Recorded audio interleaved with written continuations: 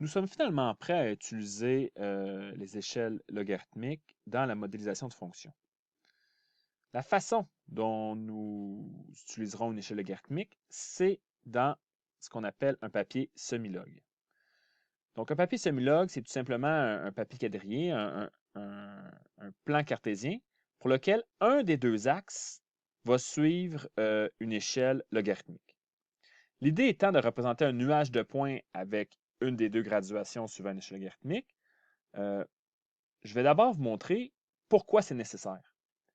Donc, en l'exemple 6.8.7, on a une fonction 3 à la x.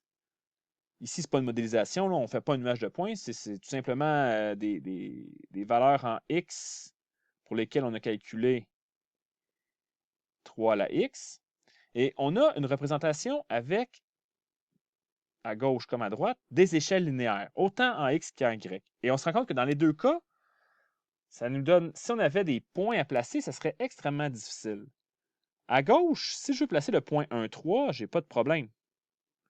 Mais dès qu'on va dans des valeurs extrêmes, rapidement, hein, on n'est pas capable de placer le point 5, 243 ou 6, 229 parce que tout simplement parce que mon axe des Y ne va pas assez loin. Pour se rendre jusqu'à 729 avec une échelle linéaire, si on veut avoir une précision quelconque, ça va prendre vraiment beaucoup euh, beaucoup de graduation. Alors qu'à droite, on s'est dit que nous allons graduer avec des bons de 100, donc on pourrait rapidement se rendre jusqu'à 729. Par contre, lorsqu'on veut essayer de représenter des points qui sont près l'un de l'autre, par exemple 1, 3 ou 2, 9, mais ça devient extrêmement difficile. Donc, dans les deux cas, surtout pour les fonctions exponentielles, quand nous voulons utiliser une échelle linéaire, il faut faire un choix, il faut faire un compromis ou bien sur la précision ou bien sur l'étendue des valeurs que nous sommes en mesure de représenter. Ce qui ne sera pas le cas avec un papier semi-log. Donc, nous remarquons ici, dans ce papier, dans ce quadrillage, que l'axe des Y suit une échelle logarithmique. Donc, à distance constante, nous avons toujours des bons qui représentent des multiplications de 10. Et vous reconnaîtrez les graduations secondaires qui représentent, par exemple, les multiples de 10 à la moins 1, les multiples de 10 à la 0, les multiples, etc., etc., etc., jusqu'à ici, 10 à la 3. L'axe des X, lui, est linéaire, donc on n'a rien fait de spécial. Et là, si on essayait de faire le même travail que précédemment, c'est-à-dire représenter la fonction 3 à la x, ça sera beaucoup plus facile. Donc, voici ce que ça donne. Donc, j'ai pris la peine de retranscrire mes points à faire à l'aide de mon échelle logarithmique. J'ai également changé mon axe. Donc, dans le bas ici, là, regardez bien ce qui se passe là. J'ai changé, on n'avait pas les bonnes valeurs en x. Donc, on commence en moins 2. J'ai mis moins 2 ici, pas de problème. Donc, par exemple, justement, moins 2.11. Où se situe en y 0,11 sur mon échelle logarithmique? C'est ici. Donc, rappelez-vous que nous fonctionnons sur une échelle logarithmique en y et que chacune des graduations principales représente un cycle qui a une puissance de 10. Donc, chaque petite ligne ici, par exemple, vaut 0,1. Donc, 0,11 est ici, alors que 0,33, donc 0,1, 0,2, 0,3, 0,33 va être juste là. 0,1, pas de problème. Si on doit représenter, j'en prends un comme ça, disons le point 4,81. Donc, en x égale 4, on va jusqu'à 81. 81, c'est dans le cycle des dizaines. Donc, quand je focus là-dessus, on a ici comme valeur 10, 20, 30, 40, 50, 60, 70, 80. Ben, peut-être que ça aurait été plus efficace de partir de 100 et de soustraire tout simplement deux lignes. Donc 100, 90, 80. Donc 81, vous allez voir, qui est ici.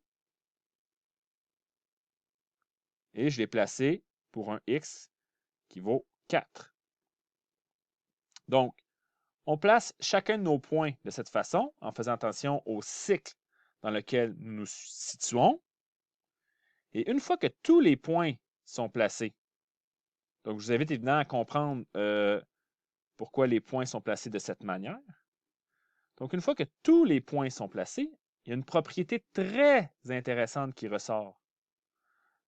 Alors que nous avions, bien d'abord, nous avons été en mesure de placer tous les points dans le nuage de points sans trop de problème, ce qui n'était pas le cas ici. Et vous voyez ici la forme de la fonction 3 à la x, on reconnaît bien la fonction exponentielle, alors que là, le nuage de points ne ressemble plus du tout à un modèle exponentiel, on dirait une droite. Eh bien, c'est une des propriétés qui est très intéressante pour un papier semi-log. Lorsque nous avons une fonction ou un modèle exponentiel, le nuage de points supportera une droite de régression. Puisque dans le fond, au lieu d'avoir une échelle en x, y, l'échelle logarithmique, rappelez-vous ce que ça fait, ça prend le logarithme de la valeur. Et qu'est-ce qui se passe quand, dans un modèle exponentiel, nous prenons le couple de points x log de y, nous en avons parlé lors de la modélisation des fonctions exponentielles, nous linéarisons le nuage de points. Ça veut donc dire que si à l'origine, nous avions y égale a fois b à la x, nous pourrons réutiliser ce que nous avons vu sur la modélisation des fonctions exponentielles pour obtenir une droite. Une droite qui possède comme pente une certaine valeur et comme ordonnée à l'origine une autre valeur. À l'exemple 6.8.8, nous revenons à un problème de modélisation. Et je vais essayer, là, à travers les différentes questions, là, de vous montrer les étapes à suivre afin d'utiliser le papier semi-log pour modéliser une fonction exponentielle. Donc, la première étape, puisqu'a priori, nous ne savons pas nécessairement qu'il s'agit d'une fonction exponentielle, est tout simplement de représenter les couples t et v de t dans un nuage de points à échelle linéaire. Donc, lorsque nous procédons de cette façon, le point 0,51 serait approximativement ici, 4, 18.4. Donc, vous voyez ici qu'en Y, c'est bel et bien gradué de façon linéaire. Et on commence déjà à avoir des problèmes quand on va placer 12, 2,5, 0,90, quand même assez difficile. Les deux points ici sont difficiles à distinguer l'un et l'autre. Mais lorsqu'on regarde l'ensemble du nuage de points, on voit bien qu'on a une fonction qui semble exponentielle de façon décroissante. Nous allons confirmer qu'il s'agit bien d'une fonction exponentielle en regardant ce qui se passe dans du papier semi-log. Donc, nous avons ici la présence de nos différents cycles. Donc, l'avantage d'utiliser du papier semi-log, nous n'avons pas à calculer tout de suite le logarithme de chacune des valeurs et de les pitonner sur la calculatrice. Lorsque je veux, par exemple, placer 0,51, bien, en x égale 0, si on cherche 51, on a ici, dans le fond, les multiples de 10. Donc, 10, 20, 30, 40, 50. 51, on va le placer à peu près ici. 4, 18,4. Donc, on est dans les multiples de 10 encore. 10, un petit peu en dessous de 20. Donc, on serait là. Ainsi de suite. Donc, 6,75 pour 8. Donc, 1, 2, 3, 4, 5, 6, quelque part ici. 12, 2,5. Donc, vous voyez ici l'avantage pour les valeurs qu'on avait de la misère à placer. Ça va quand même être relativement facile. On n'aura pas de problème, du moins, à distinguer les points lorsqu'on les place sur une échelle logarithmique, c'est-à-dire dans notre papier semi-log. Donc, 2,5 à peu près ici. 0,90. Donc, 0,1, 2, 3, 4, 5. Bien, ça va être plus simple partir de 1 et d'enlever une seule graduation. Donc, ici. Et finalement, 0,30, 0,1, 2, 3. Donc, notre nuage de points est fait. Et on remarque que le nuage de points dans le papier semi-log supporte une droite de régression. Donc, en B, quel type de relation entre les variables ces graphiques suggèrent-ils? Nous pouvons dire la chose suivante.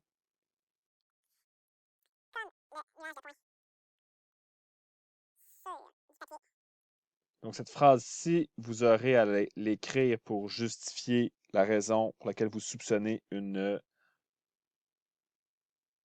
un modèle exponentiel.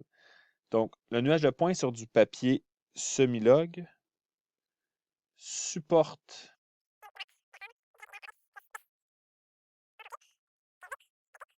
un modèle exponentiel, puis on pourrait calculer le coefficient de détermination de cette droite, puis se rendre compte qu'il va être très près de 100%.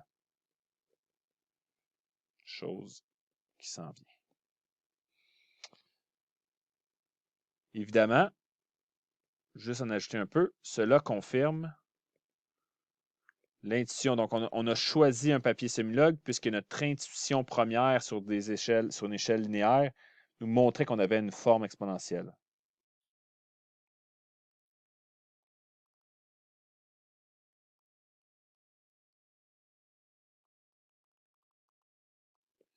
Par la suite, nous allons, si nous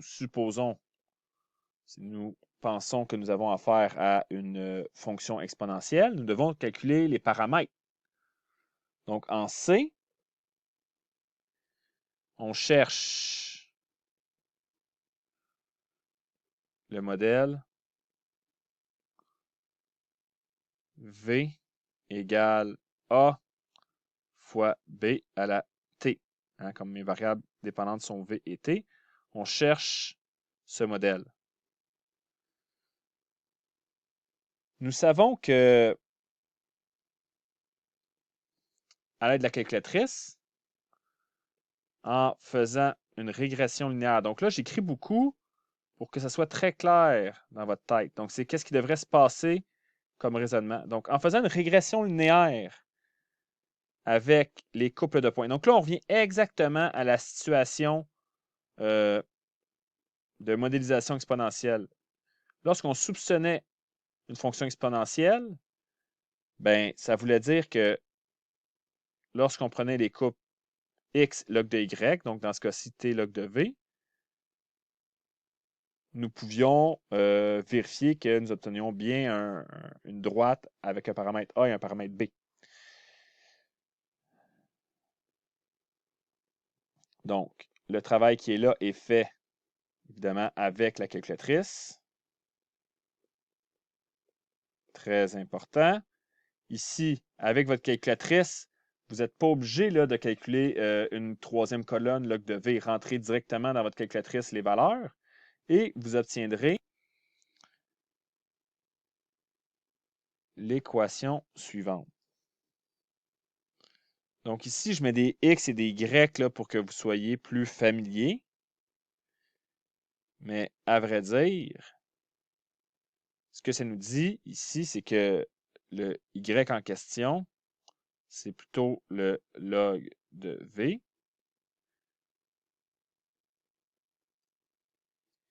La valeur X, on a dit que c'était un T.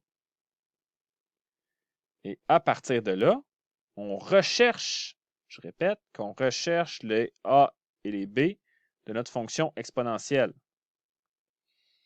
Bien, la valeur ici de moins 0,11, qui est notre grand A, sûrement le B de notre calculatrice, mais le grand A dans notre fonction, n'oubliez pas que ça correspond, à vrai dire, au B qui est ici. Et le 1,71 qu'on a obtenu sur notre calculatrice, après avoir utilisé la régression linéaire, ce qui est dans le fond le grand B, correspond au A, au petit a, celui de la fonction exponentielle. Quel est le lien qui unit le grand A ici avec le petit b de la fonction exponentielle? Eh bien, c'est le suivant. Donc, b est égal à 10 à la a, qui donne environ 10 exposant moins 0,11, qui donne, encore une fois, on utilise toutes les décimales, qui donne 0,77. Et le a de la fonction exponentielle, ça va être 10 à la b. Donc, 10 à la 1,71. Si possible, gardez toutes vos décimales, évidemment pour plus de précision. Et ça devrait vous donner environ 51,69. Donc, la valeur ici, la valeur là, vous avez juste à regarder vos couleurs. Ça nous permet de conclure en C que V est égal à 51,69 fois 0,67 exposant à la T. Est-ce que ces valeurs ont une certaine logique? Est-ce que le 51,69 dans mon graphique a un certain sens? Regardez ici, la valeur leur donnait l'origine. Nous avions bel et bien quelque chose qui était proche de 50. Pour la pente, c'est plus difficile à calculer, mais dans le cas d'une fonction exponentielle, si nous avons un taux de croissance plus petit que 1, ça veut donc dire que la fonction est décroissante. Donc, oui, graphiquement, la valeur de nos paramètres semble avoir un sens. On peut au moins, sans être sûr de tout que nous avons raison, voir que nous sommes dans la bonne direction. Par la suite, donc je répète, le C, c'est vraiment quelque chose qui a déjà été fait. Et par la suite, le D et le E, il s'agit ici d'estimation, en supposant que nous avions le droit de le faire en cas d'interpolation. Donc, V de 5 devrait nous donner la chose suivante. On remplace T par 5, simplement.